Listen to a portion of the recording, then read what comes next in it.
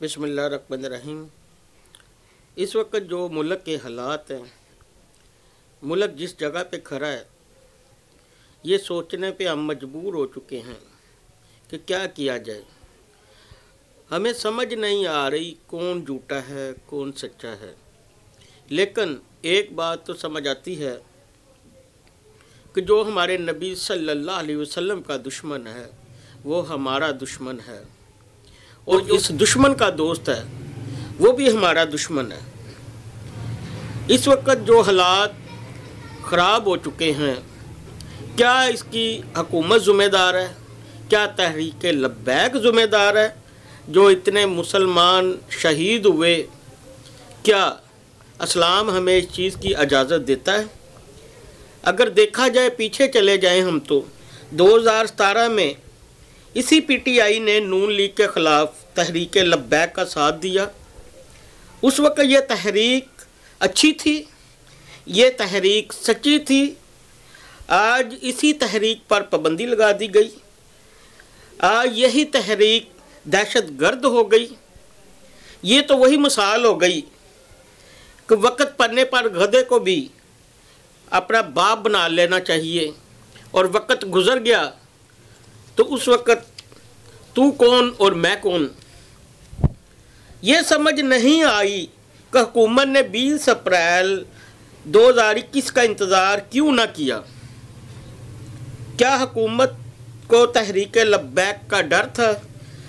जो वक्त से पहले ही हाफिज साद रिजवी को गिरफ़्तार कर लिया गया, अगर उसको वक्त से पहले गिरफ़्तार कर लिया गया था तो तहरीक लब्बैक को भी लाया अमल लाना चाहिए था, सोचना चाहिए था कि हमें क्या करना चाहिए, बल्कि जज्बाती बिल्कुल नहीं होना चाहिए था। तो तहरीक लब्बैक को पुरअमन एहतजाज करना चाहिए था, और ये एहतजाज असम्बली हाल के सामने जाके करते, और वहाँ जिस जगह पे सियासतदान भी मुतासर होते, ब्यूरोक्रेसी वाले भी डिस्टर्ब होते। लेकिन इस बात से साबित होता है कि गुस्सा हराम है। कोई भी फ़ैसला जज्बाती होकर नहीं करना चाहिए था। लेकिन अगर ये सब कुछ हो गया था तो बड़ा तो वो होता है जो मुनसिफाना फ़ैसला करे, बल्कि वो बड़ा नहीं है जो जज्बाती हो जाए। और अल्लाह ताला तो जिस पर राज़ी होता है तो उसको किसी ओहदा से सरफराज करता है। तो हुकूमत को यहाँ पे बहुत बड़ा दिल कर लेना चाहिए था। क्या रेंजर्स, फ़ौज और पुलिस मिलकर चंद नौजवानों को गिरफ़्तार नहीं कर सकती थी? ये लड़ाई किससे है? मारने वाला भी मुस्लिम और मरने वाला भी मुस्लिम। क्या इससे पहले कभी धरने नहीं दिए गए थे? क्या इससे पहले कभी धरने नहीं हुए थे? कौन सी ताकत है जो इंतशार फैला रही है? अगर एक घर में रहने वाले भाइयों को किसी से बाहर वाले से कोई ख़तरा होता है या किसी का कोई डर होता है, तो वो घर वाले, अपने ही घर वाले बहन भाइयों से गुजारिश करते हैं, और वो घर वाले मिलकर उस बाहर वाले का फ़ैसला करते हैं, उसको निकालने की कोशिश करते हैं। और हमने क्या किया? एक यहूदी सफ़ीर को निकालने की बजाय अपने मुसलमान भाई शहीद कर दिए। अपने घर में कोई तकलीफ़ हो, अपने घर वाले अपनों से ही गुजारिश करते हैं, लेकिन अपने घर वालों को अपने घर वालों का साथ देना चाहिए, बाहर वालों को निकाल बाहर देना चाहिए। ये नहीं है कि बाहर वालों का साथ दिया जाए। आज तो हमने इसी मोहल्ले में रहना, इसी गली में रहना, इसी मोहल्ले में रहना, घर वालों के साथ रहना। घर वाले तो आज लड़े हैं, कल फिर सुलह हो जाएगी। बाहर वाले तो बाहर वाले हैं, और जो हमारे नबी के दुश्मन है वो हमारे दुश्मन है, और जो इनका दुश्मन वो हमारा दोस्त है, और जो इनका साथी है, इनको अपने साथ लेके चलने वाला है, वो हमारा दुश्मन है।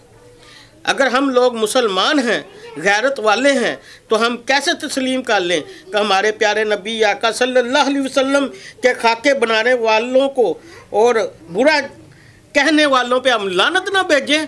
हम उन पे बेशुमार लानत भेजते हैं। जो हमारे नबी को बुरा कहता है, जो हमारे नबी सल्लल्लाहु अलैहि वसल्लम के खाके बनाता है, और जो इनका साथ देने वाला है, उस पे भी लानत और बेशुमार लानत।